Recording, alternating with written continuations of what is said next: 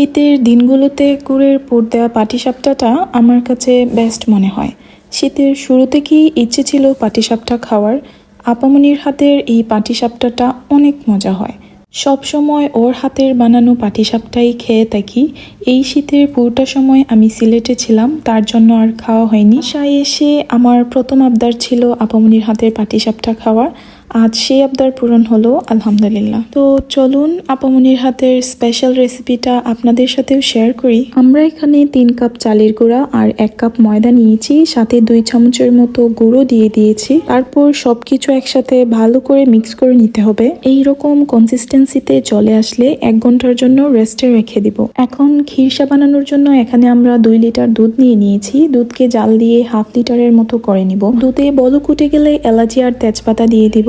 অনেকক্ষণ জাল দেওয়ার পর দুধটা যখন প্রায় অর্ধেক হয়ে যাবে, তখন 2 চা চামচ চালের গুঁড়া আর 4 চা চামচ গুঁড়া দুধ একসাথে মিক্স করে অল্প অল্প করে তাতে মিশিয়ে নিব। এখন আমরা অ্যাড করব গুড়। আপনারা আপনাদের প্রেফারেন্স অনুযায়ী মিষ্টিটা অ্যাড করে নেবেন। এটাকে আরও কিছুক্ষণ নেড়ে নিব, যতক্ষণ পর্যন্ত না ঘন হয়ে আসে। পাটিসাপটার জন্য খিরসাটা এখন রেডি। এটাকে খুব বেশি ঘন করা যাবে না, কারণ ঠান্ডা হওয়ার পর আরও অনেকটা ঘন হয়ে যাবে।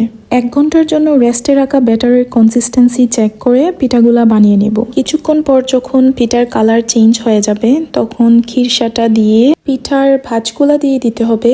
আর ভাঁজ দেওয়া হয়ে গেলে তারপর একটা চামচ দিয়ে 2 পাশে একটু চেপে দিতে হবে। তারপর 1 মিনিট এপিটোপিট ভেজে তুলে নিলেই রেডি আমাদের মজাদার পাটিসাপটা পিঠা।